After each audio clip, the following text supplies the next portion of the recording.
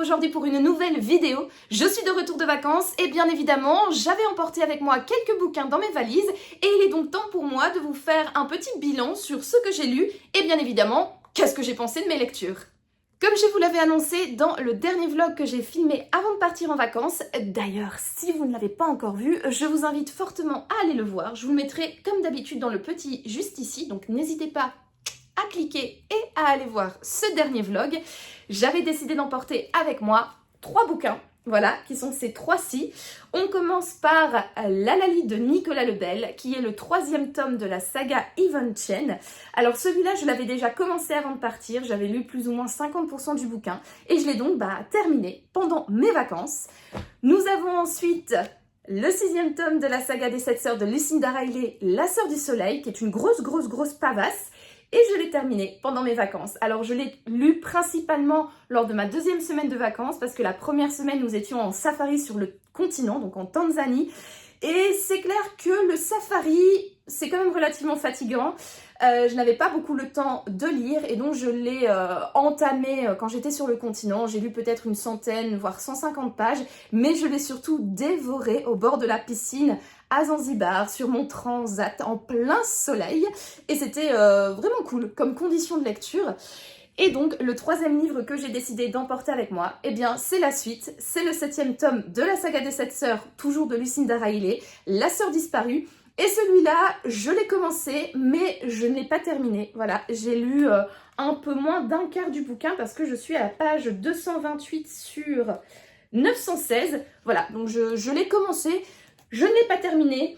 Il aurait fallu quelques jours supplémentaires au bord de la piscine à Zanzibar pour que je puisse le terminer. Mais malheureusement, la vie étant mal faite, il fallait que je reprenne l'avion pour rentrer au Luxembourg. Et donc, voilà.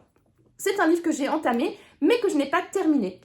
Maintenant que la petite présentation des livres que j'ai emportés avec moi est terminée, passons maintenant à mon avis lecture. On va commencer du coup par Lalali de Nicolas Lebel, qui est donc le 3e tome qui met en scène alors la lieutenante, l'inspectrice, je ne sais pas, je suis vraiment nulle dans les titres des personnages, mais qui met en tout cas en scène Yvonne Chen. Pour une fois, comme on est dans une vidéo un petit peu plus spéciale, je vais me permettre de faire un résumé spoilant de ce livre pour donner un petit peu plus d'informations si vous souhaitez savoir un petit peu plus, en savoir un petit peu plus sur cette saga qui met en scène ce personnage. C'est vrai que dans mes vlogs, j'essaye toujours de rester le plus neutre possible pour éviter de vous mettre sur la voie d'un rebondissement qui a lieu dans le 1er tome, pour vous laisser la surprise totale, parce que moi personnellement quand j'ai lu le 1er tome je savais ce qui allait arriver et c'est clair que ça m'a un tout petit peu gâché ma lecture. En tout cas ça m'a enlevé pas mal de suspense, pas mal également de surprises et je voudrais pas, je ne veux pas dans mes vlogs également vous gâcher la surprise et donc c'est pour ça que je reste toujours assez évasive quand je parle de cette saga. Mais ici on est dans une vidéo spéciale et donc du coup je vais me permettre d'aller un petit peu plus en profondeur, de parler un petit peu plus des personnages, de parler un petit peu plus des rebondissements des précédents tomes. Donc si vous n'avez pas encore lu la saga et que vous voulez la découvrir, eh bien passez le résumé, je vous mettrai un petit timecode juste ici, donc allez à ce timecode où je ne spoilerai plus du tout la saga Yvonne Chen. Et pour ceux qui n'en ont rien à faire, qui ont déjà lu la saga ou tout simplement s'en fichent d'avoir des informations sur les tomes précédents, eh bien vous pouvez rester. Et donc je vous laisse encore 5 secondes pour passer au timecode. Et maintenant, on est entre nous, on est entre personnes qui s'en fichent ou entre fans de Nicolas Lebel ou personnes dont les spoils ne gênent pas. Parlons un petit peu du résumé du coup de Lalali. Donc on va suivre Yvonne Chen, donc c'est vraiment une continuité en fait entre le gibier et Lalali. Dans le gibier, on avait fait la rencontre des Furies, donc qui est ce groupe de mercenaires que des personnes emploient pour faire un petit peu le sale boulot. De manière générale, surtout pour tuer des personnes un petit peu encombrantes. Et c'est en fait, les Furies travaillent de manière totalement discrète. En fait, ils s'arrangent pour créer un scénario pour tuer la personne et que ce meurtre soit mis sur le dos de quelqu'un complètement random, soit passe pour un accident ou soit passe pour un dommage collatéral de quelque chose, etc. Voilà, donc c'est des personnes qui vont être employées pour vraiment réaliser un meurtre de manière totalement intelligente pour éviter que la personne qui les emploie ne soit accusée de ce meurtre et puisse continuer à vivre sa vie comme elle le souhaite. Dans le premier tome de la saga, donc le gibier, Yvonne Chen avait été mise sur la piste des Furies et ça avait un petit peu mal tourné parce que ces derniers avaient tué son collaborateur, son partenaire, donc Paul Starsky, et ils avaient essayé de mettre sur le dos d'Yvonne Chen le meurtre de Paul Starsky. La seule chose, c'est qu'ils n'y sont pas parvenus parce qu'il y avait vraiment des problèmes au niveau de la crédibilité du meurtre. Donc Yvonne Chen, elle a totalement été blanchie de ce meurtre, mais en revanche ça a quand même eu un impact sur sa carrière parce qu'elle a été mise un petit peu au rebut de la police criminelle ou de son groupe de policiers, etc., de son unité. Et elle n'a qu'une envie, en fait, c'est de se venger des Furies, non seulement pour avoir tué Paul Starsky, mais aussi pour lui avoir, gâché la vie, quoi. Et puis pour arrêter cette bande de mercenaires, cette bande de tueurs, pour les arrêter et éviter qu'ils ne perpétuent d'autres meurtres. Donc, elle va être lancée sur la piste des Furies, elle va véritablement devenir une flic qui travaille un peu borderline, en solitaire, etc. Et elle va mettre des mois et des mois à retrouver leurs traces. Elle retrouve leurs traces dans le tome 2, donc la capture. Et à la fin de ce tome 2, elle va rencontrer le chef des Furies, donc Alecto, dit le menteur, qui va essayer d'embaucher en fait Yvonne Chen parce qu'elle a un profil intéressant pour lui. Et en fait c'est un profil qui manque un petit peu à son équipe. Donc l'équipe de Fury est composée de 3 personnes. On a Alecto, le menteur, qui est celui qui crée tous les scénarios qu'il appelle les danses des Furies, donc tous les scénarios des différents contrats qu'ils ont choisi de réaliser. Il y a Tisiphone, qui lui est un petit peu un gros bourrin qui utilise énormément d'armes, qui est toujours là pour un petit peu casser des figures, voilà, qui est le gros musclor, on va dire, de la bande. Et puis on a Megara qui, elle, est un peu un caméléon, qui arrive à jouer des rôles différents, qui arrive à bien se déguiser, à bien se maquiller, etc. pour vraiment se fondre dans la masse et essayer de... voilà, parfois s'il faut draguer quelqu'un, elle est lancée là-dessus. S'il faut essayer d'appâter quelqu'un par les sentiments, par exemple par l'empathie ou par tout simplement la compassion, c'est elle qu'on va envoyer. Donc voilà, ils ont chacun un profil différent. Et Yvonne, elle a un profil tellement atypique que Alecto serait hyper intéressée de l'embaucher dans son équipe. Mais Yvonne, elle est quand même assez tiraillée parce que d'un côté, elle en veut aux Furies et elle veut les tuer. Mais d'un autre côté, ce qu'on apprend dans la fin du 2e tome, c'est qu'elle est employée par la DGSI, donc qui est un peu les renseignements français, pour justement être un petit peu un agent double pour entrer en contact avec les Furies et essayer de soit les détruire de l'intérieur, soit essayer de faire en sorte qu'ils soient arrêtés par la DGSI pour enfin mettre ces 3 criminels en prison. Et donc, à la fin du tome 2, Yvonne, elle reçoit un peu une proposition d'emploi de la part d'Alecto qui lui dit voilà, un jour je vais vous appeler et si vous êtes intéressé, vous ferez partie d'une première danse pour voir si ça vous convient, et puis ensuite si ça vous convient, vous ferez à 100% partie de l'équipe. Et c'est donc ce qui se passe dans La Lali. On commence avec Yvonne Chen, donc qui joue toujours son rôle de flic totalement mise de côté, totalement abandonnée par l'entièreté de la police française, sauf qu'en fait elle est soutenue par la DGSI. Et donc Alecto va la contacter parce qu'il a reçu un nouveau contrat et il voudrait qu'Yvonne Chen participe à cette nouvelle danse en tant que, comment elle s'appelle encore elle, en tant que Némésis, voilà, qui est son nom du coup dans le groupe des Furies. Et Yvonne Chen, elle va du coup jouer ce rôle d'agent double qui va infiltrer les Furies et qui va en même temps renseigner un petit peu la DGSI pour mettre hors d'état de nuire le groupe des Furies.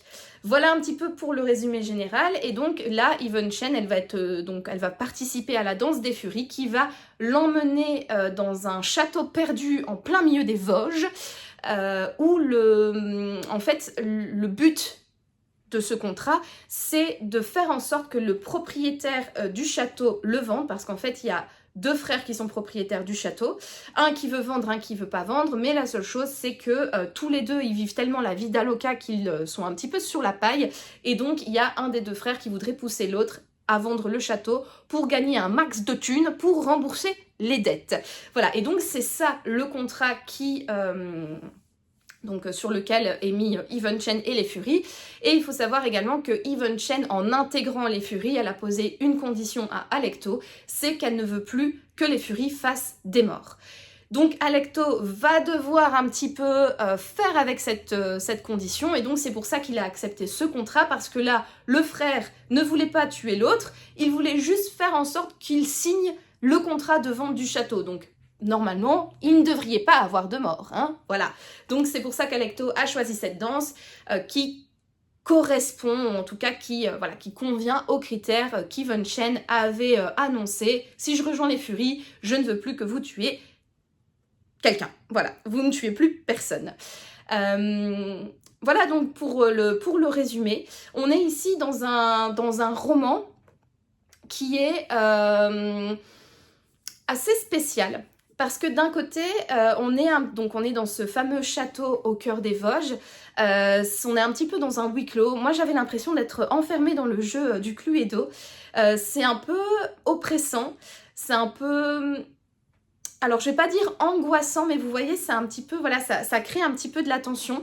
On a hâte de savoir comment va se dérouler l'histoire. Voilà, c'est une ambiance quand même relativement particulière. Je trouve que Nicolas Lebel a bien réussi à retranscrire cette ambiance donc, de château un petit peu pourri. Enfin, vous voyez ce genre de château auquel les nobles s'attachent mais qui n'est plus très bien entretenu. Et donc c'est un château dans lequel il fait super froid, où il y a des courants d'air, où il se passe des trucs un petit peu... Enfin, voilà, une ambiance un petit peu spooky en fait. Ça, c'est extrêmement bien retranscrit. C'est hyper passionnant, je trouve que c'est vraiment prenant comme histoire. J'avais vraiment pas envie de lâcher mon bouquin, d'ailleurs la deuxième partie je l'ai presque lu d'une traite tellement je trouve que c'est palpitant, c'est intéressant. Ça crée un petit peu de l'angoisse, mais pas de l'angoisse négative, vous voyez, c'est juste plutôt de l'appréhension, et on a ce sentiment de vouloir en fait continuer absolument cette histoire parce qu'on a envie de connaître le fin mot. Je trouve que c'est une histoire qui est bien gérée, le suspense est bien géré, je trouve que le découpage également de l'intrigue c'est extrêmement bien fait, et là où j'ai vraiment trouvé que c'était génial, c'est que Nicolas Lebel arrive encore à me surprendre, alors que c'est quand même attendez, 1, 2, 3, 4, 5, 6, 7, 8, 9e livre que je lis de cet auteur, et pourtant il y a quand même eu à un moment donné un peu une révélation, et je ne l'ai totalement pas vue venir. Quand elle est arrivée, j'ai été vraiment sur le popotin, je me suis dit non, vraiment, j'ai été surprise à 100%, et ça fait vraiment plaisir, parce que c'est vrai que quand on a l'habitude de lire un auteur, d'autant plus que là, les Nicolas Lebel, je les ai tous enchaînés, donc on pourrait se dire qu'on est habitué un petit peu aux ficelles narratives et aux tics un petit peu d'écriture de l'auteur, et là, clairement pas. Il a réussi à me surprendre, et ça m'a vraiment fait plaisir en fait d'avoir été surprise, et du coup, le après-twist, forcément, ça remet toute l'histoire en perspective, et c'est vraiment très jouissif. C'était très intéressant, et moi qui connaissais ce qui arrivait au personnage, parce que j'ai lu le tome 4, La Ruche, hein, donc je sais ce qui va arriver. J'avais hâte de voir comment Nicolas Lebel allait du coup construire son intrigue pour arriver aux événements du tome 4, et j'ai totalement été, alors pas bluffée ni surprise parce que voilà, je connais la suite, mais en revanche j'ai été satisfaite de la manière dont il a construit son histoire pour arriver aux événements que je connais du tome 4. Moi j'ai bien aimé. Vraiment, j'adore Nicolas Lebel, j'adore sa plume, c'est simple, efficace, il ne part pas dans des digressions, il ne part pas dans des descriptions inutiles, tout est straight to the point, tout est vraiment en fait là parce que ça doit être là, au niveau de la plume. Je trouve que c'est très fluide, j'aime bien son humour, j'aime bien les références à différents copains auteurs qui le glissent comme ça dans ses livres. Je trouve ça vraiment, sa plume est vraiment agréable. Je suis toujours bien quand je lis un livre de Nicolas Lebel. J'ai globalement bien aimé ce livre, vraiment. C'est pas mon préféré de la saga, moi j'ai préféré Le Gibier, qui est le premier tome. On est ici également sur un rythme plus rapide que la capture. La capture, je l'avais trouvé vraiment très très lent. Ici, je pense que l'histoire se passe en même pas 12 heures. Attendez, je regarde au début. En même pas 24 heures, plutôt, voilà. Donc il y a quand même ce compte à rebours, parce que dans le...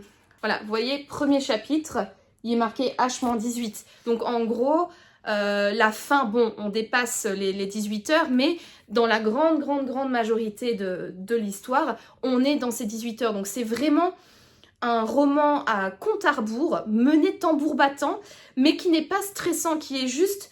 Voilà, on sent que les choses doivent se passer vite, vu qu'on voilà, on a ce compte à rebours, mais ça prend quand même bien le temps d'expliquer l'histoire, etc.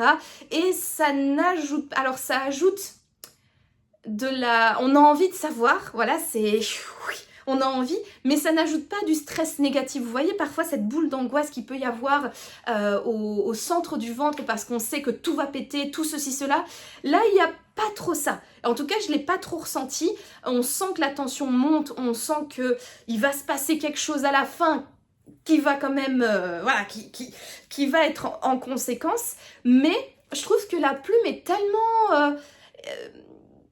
cool, tellement teintée d'humour, les personnages sont un petit peu caricaturaux, donc il y a vraiment cette légèreté en fait au niveau de l'écriture et au niveau des personnages, que du coup ça apaise un petit peu la tension, et ça nous met un petit peu dans un côté où, alors oui on est tendu, mais on est tendu relax. Voilà, je sais pas trop si c'est clair ce que je veux dire, mais voilà, c'est quand même mené tambour battant, mais ce n'est pas hyper stressant, quoi. Ça, j'ai bien aimé également.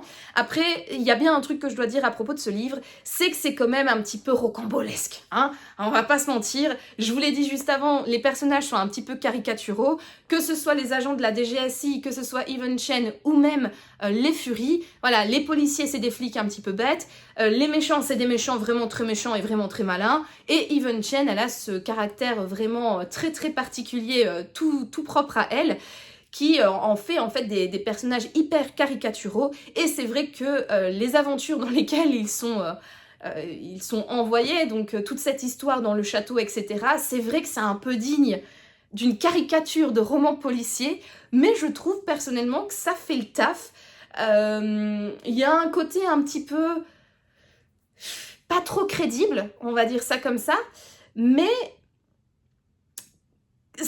pas non plus, enfin, je sais pas comment expliquer, on n'est pas non plus dans OSS 117, quoi, où c'est totalement burlesque, où c'est totalement débile. Non, il y a ce côté un petit peu rocambolesque, un petit peu théâtral, un petit peu, ouais, comme je l'ai dit, caricatural du roman policier, mais pas non plus à 100%.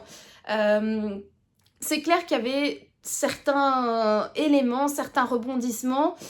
Je trouvais qu'il n'y avait pas assez d'éléments dans l'intrigue pour me les rendre crédibles. Donc voilà, il se passe des choses. Moi, je trouve que c'est pas très crédible. Et derrière, il n'y a pas les explications qui me permettraient de croire, ou en tout cas de me convaincre que les choses qui viennent de se passer sont crédibles.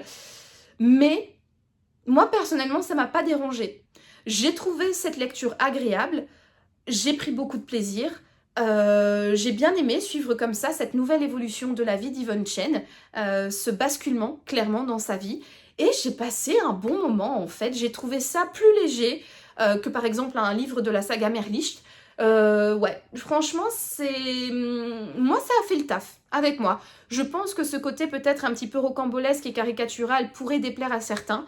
Moi personnellement, j'ai bien aimé. Et dans cette saga Even Chen, c'est clair que je la trouve peut-être un petit peu moins crédible entre guillemets que la saga du capitaine Merlicht, mais moi ça passe. Voilà, j'arrive à lui pardonner ce côté peut-être un petit peu too much. Voilà, c'est moi en tout cas, ça a fait le taf. Alors bien évidemment, vous le savez, j'aime beaucoup ce qu'écrit Nicolas Lebel, donc du coup, est-ce que je suis à 100% objective?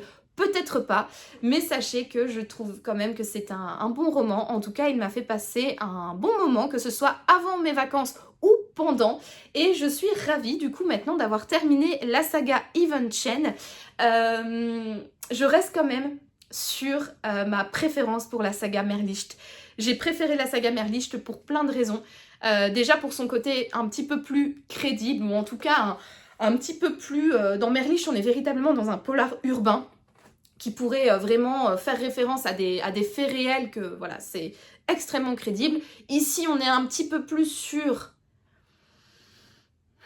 on va dire, l'idéalisation parfois des criminels, même si ça a un côté qui pourrait être extrêmement crédible, hein, parce que bon, bah voilà, je pense qu'on nous cache aussi beaucoup de choses dans les différents trucs meurtriers, etc., qui se passent dans le monde. Donc ça a un côté qui pourrait être crédible, mais que je trouve quand même un petit peu moins crédible que ce qui se passe par exemple dans la saga Merlicht.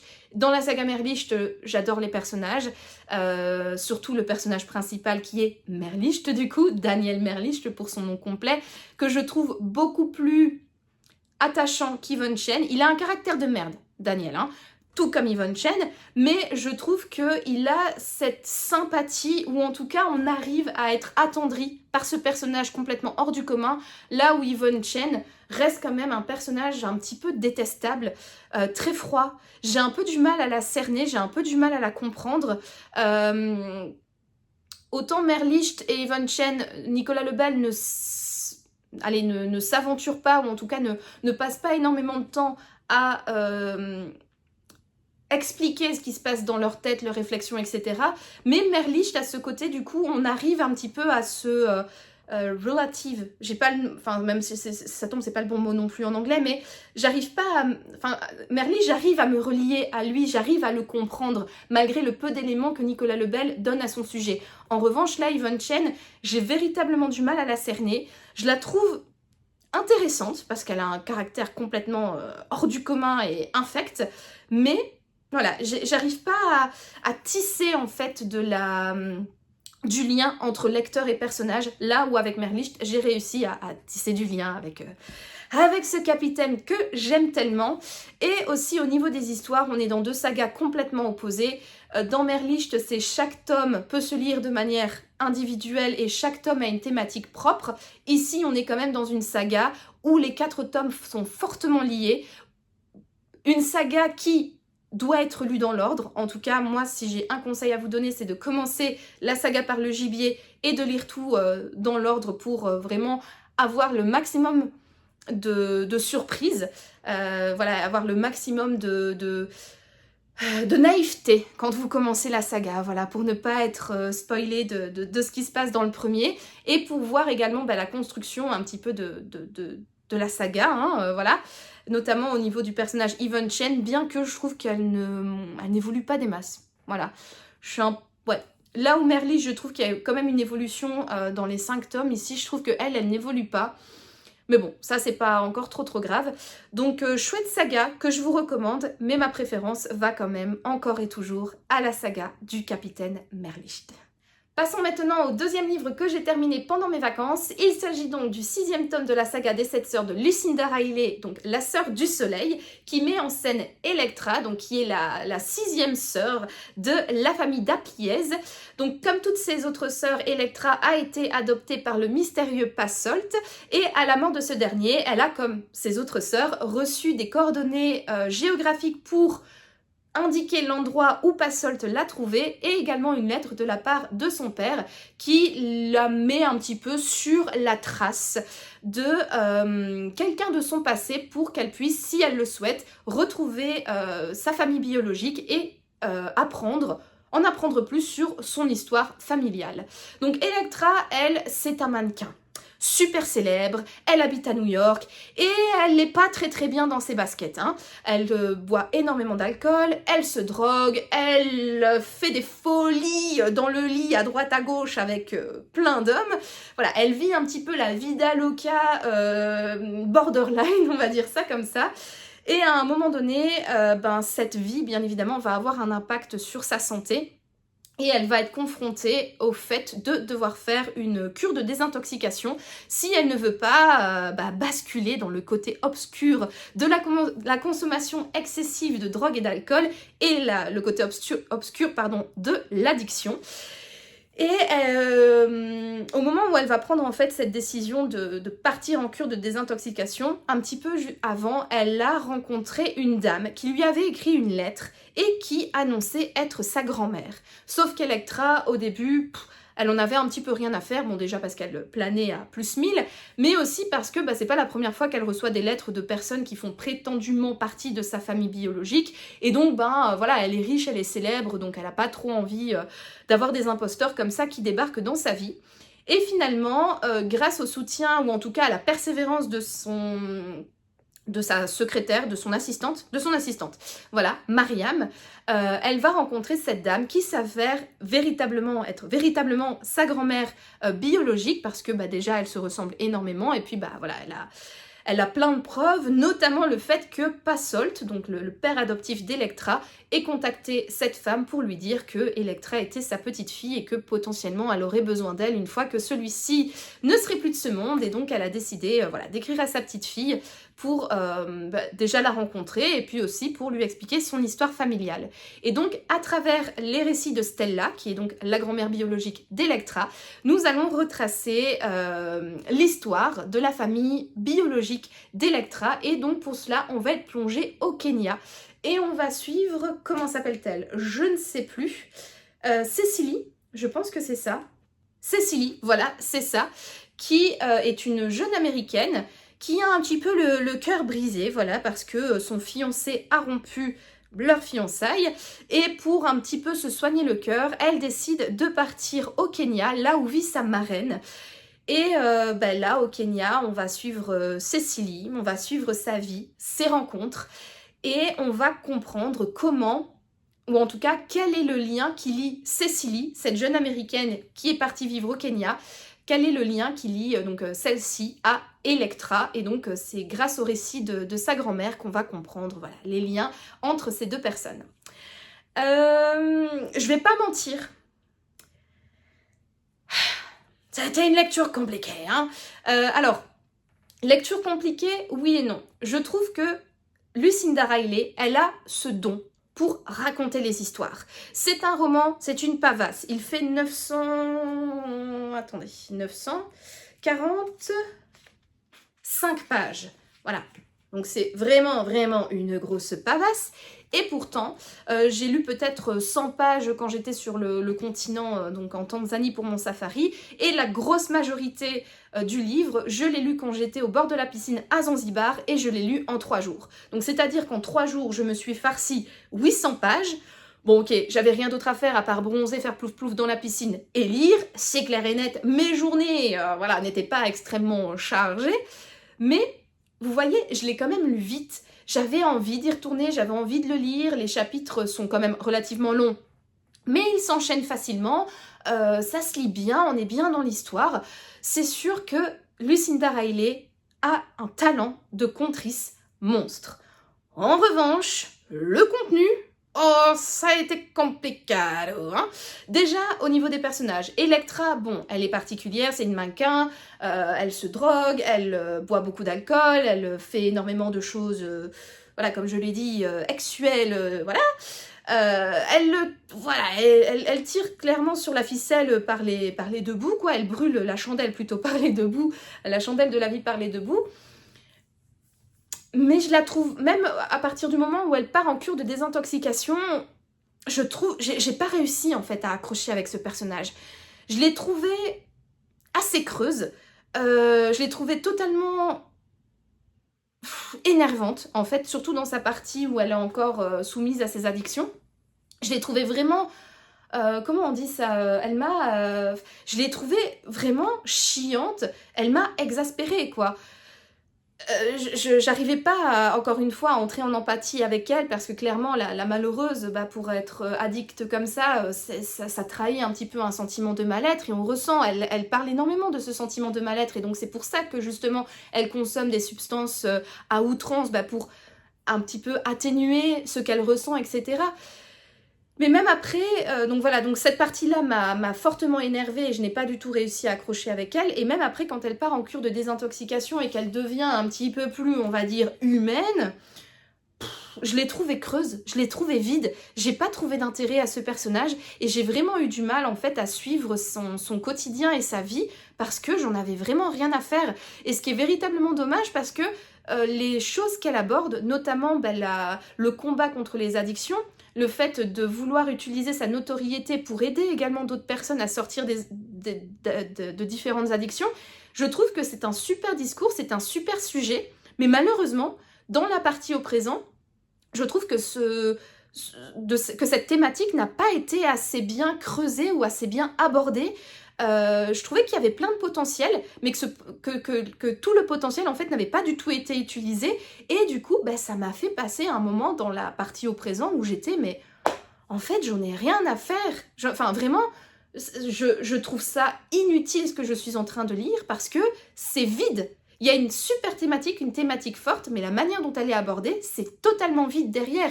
C'est dégoulinant de bons sentiments, mais vraiment de manière écœurante, je trouve. C'est comme si on mettait beaucoup trop de caramel sur un gâteau. Un petit peu de caramel, le gâteau est excellent, mais par contre, on rajoute une couche, et une couche, et une couche, et une couche. Non, le gâteau devient indigeste et immangeable tellement qu'il y a trop de caramel dessus. Et là, c'était exactement ça. Il y avait tellement de bienveillance, tellement de ceci, tellement de cela, de ceci, cela. Ça gommait, ça lissait totalement le sujet, les thématiques de base, et ça rendait du coup le récit totalement mièvre, alors qu'il avait un potentiel de dingue. Pareil, Electra, bien qu'elle ait une chouette évolution et que c'est très beau à voir, je l'ai trouvée creuse, je l'ai trouvée vide, vraiment aucun intérêt. Bien évidemment, elle va rencontrer l'amour, patati patata, bon, c'est d'un niais, hein. Alors, on le sait quand on plonge dans un Lucinda Riley, on le sait, mais là, ça avait déjà de base, voilà, comme je vous l'ai dit, les thématiques, tout ça. Le fait de rajouter de la niaiserie en plus, ça m'a véritablement encore plus écœurée, comme si on rajoutait en plus du caramel, du chocolat sur le gâteau. Voilà, ça tenait un petit peu too much pour moi. Et ce sentiment, je l'ai également retrouvé dans l'histoire au passé. Et ça, j'ai trouvé ça extrêmement dommage, parce que pour moi, le gros intérêt des livres de Lucinda Riley, c'était justement ces parties au passé, qui sont toujours, en tout cas, dans les 4 premiers tomes, j'ai trouvé que c'était bien creusé, que c'était intelligemment construit, on apprenait pas mal de choses, on était à chaque fois plongé dans un univers hyper intéressant. Or ici, moi je pensais véritablement revivre un petit peu mon safari, ou en tout cas la rencontre que j'avais faite avec le peuple Maasai, parce qu'avec mon mari nous sommes allés dans un village Maasai et on a rencontré le peuple Maasai, et je pensais en fait revivre tous ces souvenirs de voyage en allant au Kenya avec l'ancêtre, entre guillemets, donc avec Cécilie, l'ancêtre, entre guillemets, d'Electra.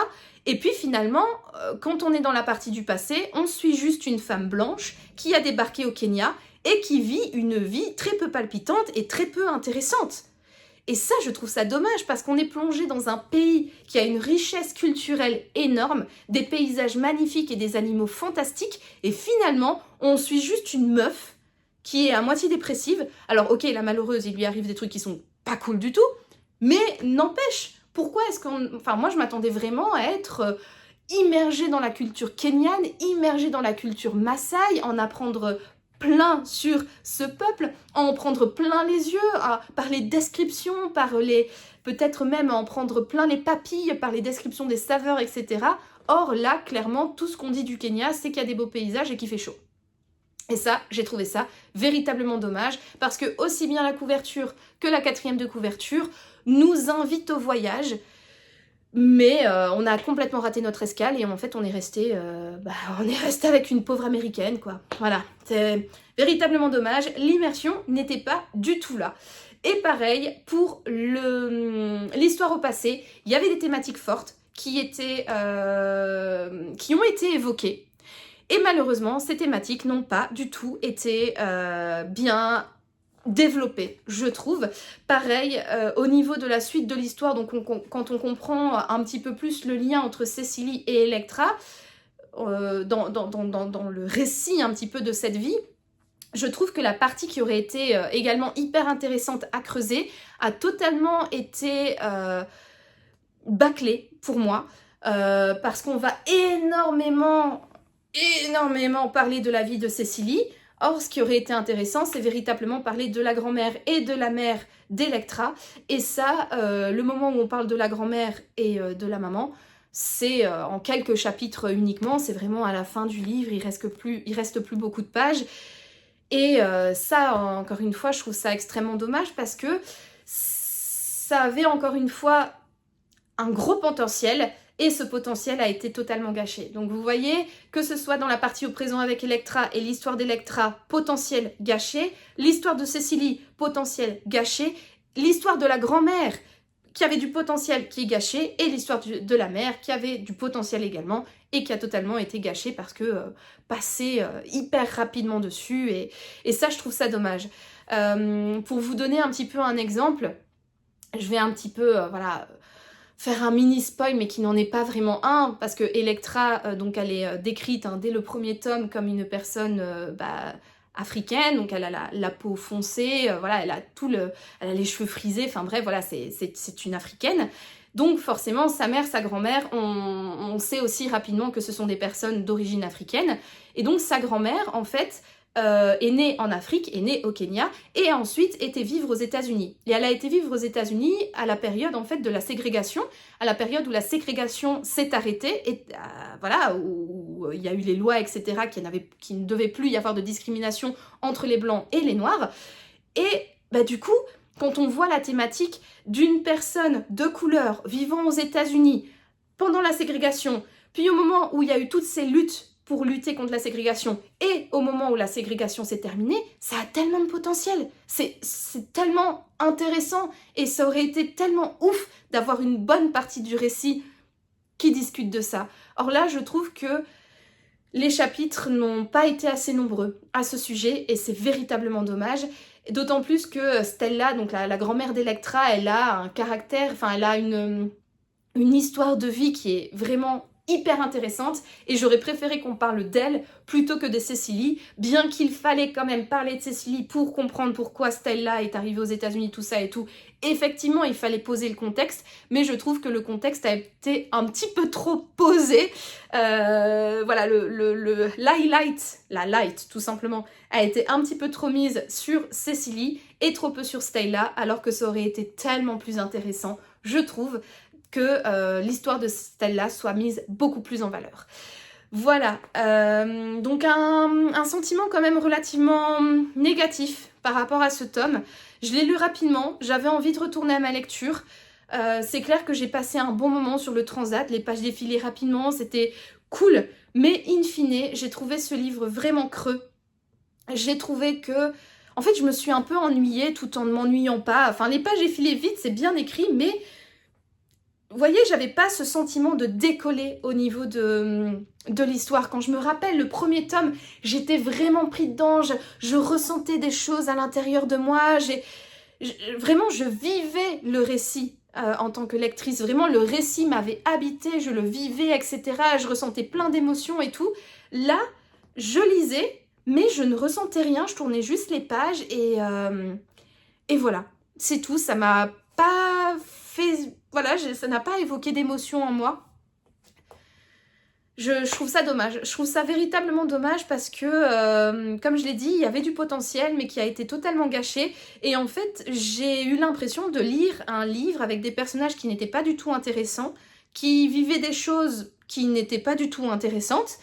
Et j'ai eu un sentiment vraiment de récit qui est tellement dégoulinant de bons sentiments et de tellement lisse en un sens que ça en devient mièvre.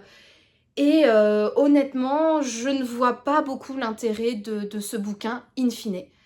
Voilà, c'est un peu triste parce que la saga des 7 sœurs avait quand même bien commencé, j'avais beaucoup aimé le premier, j'avais adoré également le deuxième, le troisième et le quatrième, ça avait été également des belles lectures.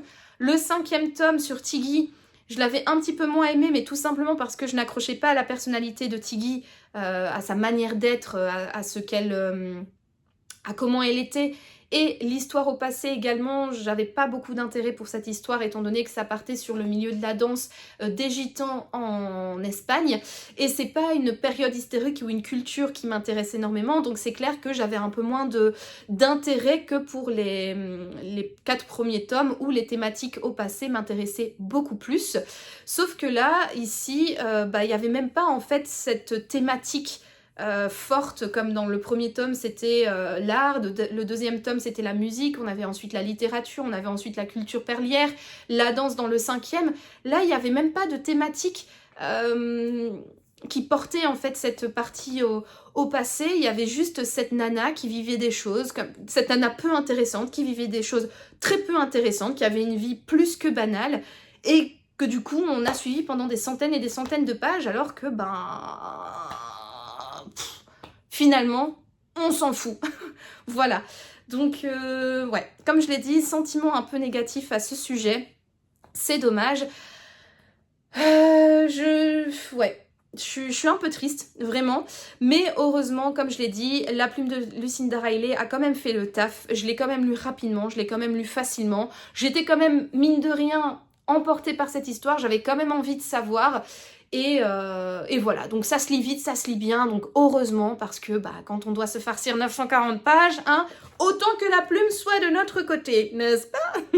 Alors heureusement, je ne suis pas rancunière, en littérature en tout cas, parce qu'après avoir terminé donc La Sœur du Soleil, qui m'avait quand même relativement ennuyée sur les bords, j'ai quand même directement enchaîné avec le 7e tome, donc La Sœur disparue. Bon, j'avoue aussi, je n'avais emporté dans mes bagages que 3 bouquins, et celui-là c'était le seul que je n'avais pas lu, qui était encore disponible, et c'est clair que ce n'est pas à Zanzibar que j'aurais trouvé une librairie francophone pour me trouver un livre de remplacement, donc si j'avais envie de lire, j'étais quand même bien obligée de me plonger dans ce fameux 7e tome. J'avoue... Alors... J'y suis allée un petit peu à reculons, on va dire ça comme ça, parce que je m'étais dit, j'espère honnêtement que celui-là va relever un petit peu le niveau, j'espère que ce sera un petit peu moins mièvre que le tome d'avant, et puis je me suis dit, bon écoute, tant pis, au pire, la plume ça fait le taf, donc plonge-toi dans ce livre-là et passe un bon moment, et si tu t'ennuies, tu iras faire plouf plouf dans la piscine. Heureusement, j'avais d'autres distractions à ma disposition, et ça, c'est top. Donc du coup, vraiment très très peu de temps après avoir terminé La Sœur du Soleil, j'ai directement donc enchaîné avec La Sœur disparue. Donc pourquoi La Sœur disparue? Eh bien tout simplement parce que donc en fait Passolt, donc ce fameux milliardaire qui a adopté les différentes filles qu'on suit pendant toute la saga, est extrêmement fan de mythologie, et sa famille est basée sur donc les 7 sœurs des Pléiades, qui est également une constellation que l'on peut retrouver dans le ciel, et comme son nom indique, il y a 7 sœurs en tout, et malheureusement, la dernière fille qu'il souhaitait adopter pour compléter la sororité des 7 sœurs, il ne l'a jamais trouvée. Or, il faut savoir que dans la mythologie également, la 7e sœur est également appelée la sœur disparue, et l'étoile de la constellation, la 7e étoile, c'est celle qui brille un petit peu le moins et qu'on a parfois un peu du mal à voir. Donc voilà, c'est extrêmement lié à la mythologie, mais dans l'univers des 7 sœurs, Passolt avait donc cette volonté d'adopter une 7e fille pour compléter du coup sa famille, et finalement il n'a jamais eu l'occasion d'adopter cette fille, il ne l'a jamais trouvée.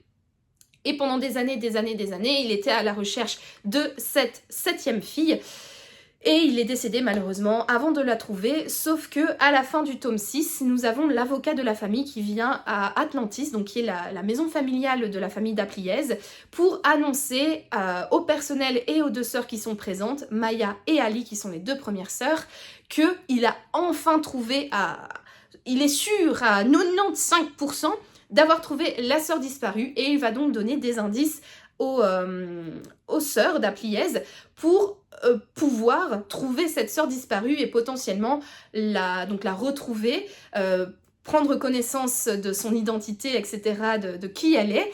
Et les sœurs aimeraient bien, pour le premier anniversaire de la mort de Passolt, d'emmener cette fameuse sœur disparue pour rendre hommage au papa, parce qu'ainsi, elles pourront enfin être au complet pour honorer la mémoire de leur père. Et donc, on va être plongé ici sur les traces d'une certaine Mary Kate, qui habite en Nouvelle-Zélande, qui est une jeune nana, qui a effectivement été adoptée. Et il y a un indice qui permettrait d'être sûr à 100% que ce soit elle, la sœur disparue. C'est le croquis d'une bague que Passolt avait donné à l'avocat et que l'avocat a transmis du coup aux sœurs d'Apliez. Et quand elles vont voir cette fameuse Mary Kate pour savoir si cette bague est en sa possession, elle croit reconnaître la bague que sa maman lui a donnée pour ses 21 ans. Mais malheureusement, sa maman est partie autour du monde faire un voyage et elle a bien évidemment emporté la bague avec elle. Et donc, les sœurs Dapliez vont se lancer à la poursuite de cette dame pour voir la bague et pour vérifier qu'elle correspond bien au croquis, ce qui voudrait dire du coup que cette Mary Kate qui habite en Nouvelle-Zélande serait du coup la fameuse sœur disparue et elles aimeraient bien du coup tisser des liens avec elle si c'est le cas. Voilà un petit peu donc pour le résumé de l'histoire au présent. Pour l'instant ça va. Pour l'instant, pareil, hein, c'est bien écrit, donc forcément je suis un peu emportée dans cette histoire. Et c'est vrai qu'un petit peu cette traque de la sœur, ça a un côté un petit peu thriller, un petit peu roman noir à suspense, tout ça. Donc ça me donne un petit peu de l'intérêt. Après, je trouve encore une fois qu'il y a extrêmement de bienveillance, extrêmement de... ça dégouline de bons sentiments de partout, tout ça. Les étoiles sont parfois un peu trop alignées pour les personnages et du coup c'est clair que... parfois tu lèves un petit peu les yeux au ciel en disant oui bien évidemment t'as des gens qui débarquent chez toi, tu vas les accueillir chez toi et commencer à écouter leur histoire et à les faire dormir à la maison, enfin bref, il y a vraiment un petit peu cet enchaînement de comportements humains que je trouve extrêmement peu crédible, qui est parfois un petit peu énervant et qui me fait lever les yeux au ciel. Mais bon, tu te dis, allez, on se laisse porter par l'histoire et on verra bien ce que ça donne. J'ai hâte de continuer l'histoire au présent. Parce que pour l'instant, je la trouve un petit peu tirée par les cheveux. Parce qu'en fait, les sœurs Dapliez aimeraient bien, rencontrer la maman et voir la fameuse bague. Sauf que la maman, on comprend très vite qu'elle a peur, qu'elle pense que les sœurs Dapliez sont là pour de mauvaises raisons. Et donc, elle les fuit. Et donc, à travers le monde, on va avoir les sœurs qui vont commencer à poursuivre la maman. Et donc, autant son comportement est assez mystérieux et j'ai envie de savoir pourquoi elle est dans cet état de peur, autant le fait que, comme par hasard, elle s'en va, donc elle est en Nouvelle-Zélande, puis elle part sur une île près de l'Australie, comme par hasard, il y a Sissi qui habite à côté, donc il peut aller la voir, puis ensuite elle fuit pour éviter de rencontrer Sissi, elle s'en va à Toronto, mais Toronto, c'est au Canada, c'est juste à côté de là où habite Electra, donc du coup Electra va la voir, enfin il y a un petit peu cet enchaînement d'événements que je trouve très peu crédible. Qui est parfois aussi un peu dans les comportements humains où tu dis qui réagirait comme ça, qui... Enfin voilà, il y a un peu ce manque de crédibilité, quoi, général, je trouve. Et ici, là, j'ai commencé dans l'avion, en fait, la partie au passé. Je pense que je vais avoir un petit peu du mal avec cette partie au passé parce qu'on est plongé en fait dans l'Irlande, donc dans l'Irlande du Nord plus précisément, qui est du coup sous le joug anglais, hein. Donc on est encore une fois plongé dans ce conflit britannico-irlandais, hein, qui va donner naissance du coup à des partis comme l'IRA, hein, qui est ce parti nationaliste irlandais qui va faire la guerre aux Britanniques. Et si vous avez vu mes vlogs sur la saga du capitaine Merlich, plus précisément de Cauchemar et de Feu, qui aborde un petit peu la même thématique, vous savez que moi c'est une période historique dont je ne suis pas extrêmement fan. Je n'ai pas beaucoup de connaissances, enfin j'ai les connaissances très générales au sujet de ce conflit, mais c'est pas une période historique qui m'intéresse énormément. Du coup, quand j'ai été plongée dans Deux Cauchemars et de Feu, j'avais trouvé ça intéressant, mais sans plus. Pour compléter un petit peu mes connaissances acquises dans Deux Cauchemars et de Feu, j'avais regardé une vidéo YouTube de Nota Bene sur le conflit nord-irlandais qui retraçait véritablement l'entièreté du conflit. Donc du coup, j'avais lu un livre, j'ai lu une vidéo, j'étais là, bon ok, maintenant c'est bon, je connais l'histoire, mais j'ai pas envie d'approfondir plus cela, c'est bon, j'ai les bases et ça me suffit. Du coup, là, d'être à nouveau plongée dans cette période historique qui m'intéresse très peu, voilà, j'ai pas envie. Voilà, j'ai pas envie, clairement. Mais bon, j'essaie de faire abstraction de cela pour passer un bon moment, d'autant plus que la personne qu'on suit au passé, donc Nuala, et Nuala, je sais pas du tout comment ça se prononce, Nuala, travaille dans une grande maison tenue par des Britanniques et elle est l'infirmière en fait du fils de la famille qui a malheureusement été très défiguré est blessé lors de la Première Guerre mondiale. Et donc il y a toute cette histoire autour de comment faire face aux gueules cassées, comment leur faire reprendre confiance en eux, reprendre espoir dans la vie, etc.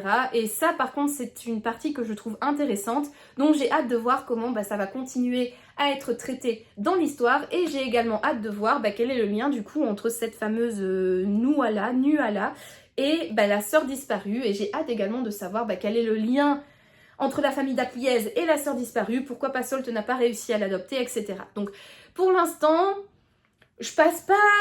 Voilà, c'est pas la meilleure lecture de ma vie, mais je passe quand même un bon moment. J'ai quand même de l'intérêt pour ma lecture, j'ai envie de savoir, donc écoutez, j'ai hâte de le continuer, et je vous en parlerai du coup dans le prochain vlog que je vais commencer demain à filmer, qui du coup vous fera part de mon avis intermédiaire sur ce livre et peut-être de mon avis final. Et voilà, vous savez maintenant tout sur les livres que j'ai emportés avec moi pendant mes vacances et mon avis à leur sujet. J'espère que vous avez aimé cette vidéo. Si c'est le cas, n'hésitez pas à me laisser un petit pouce bleu ainsi qu'un commentaire pour me dire ce que vous en avez pensé.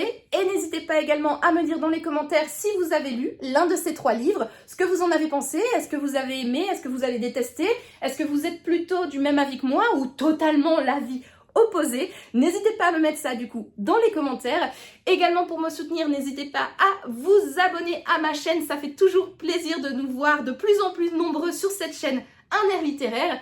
Et en attendant de vous retrouver du coup dans une prochaine vidéo et sans doute dans un prochain vlog, je vous souhaite de passer une excellente journée, une excellente soirée ou une excellente nuit, peu importe, et je vous dis donc à bientôt pour de nouvelles aventures livresques. Ciao! Sur les livres que j'ai lus et bien évidemment sur ceux que j'ai sur les livres que j'ai lus et bien évidemment sur ce que j'en ai pensé. Est-ce que ça se dit? Et sur ce que j'en ai pensé et sur mon avis à leur sujet. Ouais. Et voilà, vous sens ça fait